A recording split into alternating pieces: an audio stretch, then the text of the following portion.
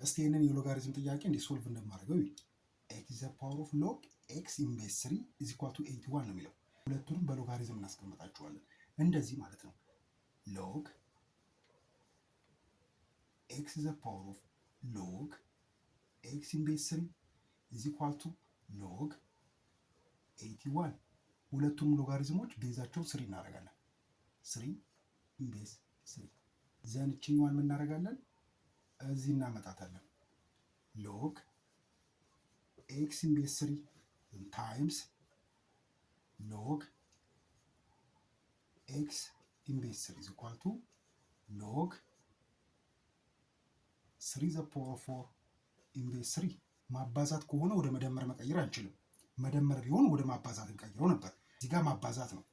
ሁለቱም ሎጋሪዝሞች ደግሞ ተመሳሳይ ናቸው አይደል? ስለዚህ ሎግ ኤክስ ኢን ቤዝ 3 ስኩዌር ኢዝ ኢኳል ቱ ዘን ይሄ ምን ይሆናል? 4 ዘን እዚህ ጋር ስኩዌር ነው አይደለም?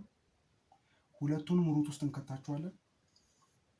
ሎግ ኤክስ ኢን ቤዝ 3 ኢዝ ኢኳል ቱ ፕላስ ኦር ማይነስ 2 ዘን እዚህ ጋር ምን እናደርጋለን?